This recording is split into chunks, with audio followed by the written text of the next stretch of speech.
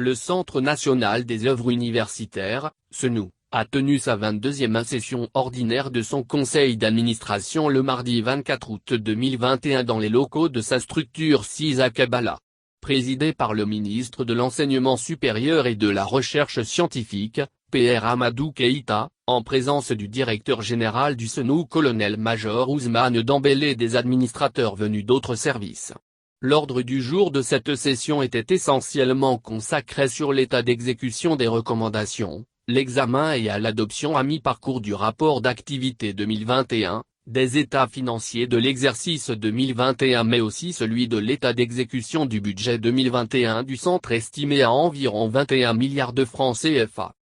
Il convient de rappeler que le CNU est un établissement public à caractère administratif, EPA, qui tient 2 conseils d'administration dans l'année, une session budgétaire et une session intermédiaire qui se tient à mi-parcours de l'année.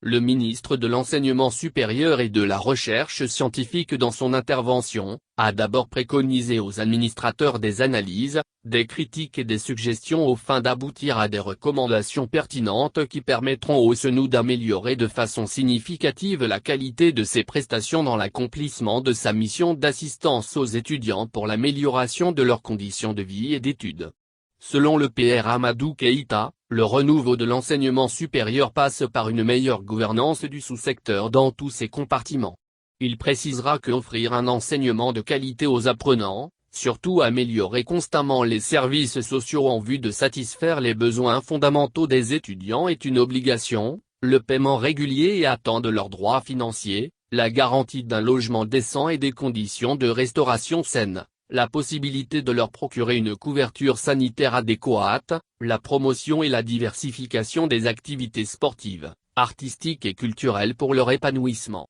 Permettez-moi d'adresser au nom du conseil d'administration et au mien propre, les vives et chaleureuses félicitations au nouveau bureau de coordination des élèves et étudiants du Mali, a-t-il déclaré. Ajoutant que le conseil d'administration nourrit l'espoir que les difficultés récurrentes auxquelles l'espace universitaire est confronté depuis quelque temps déjà et qui se rapportent à l'insécurité et au non-respect des règlements intérieurs vont être un mauvais et lointain souvenir, a souhaité le ministre.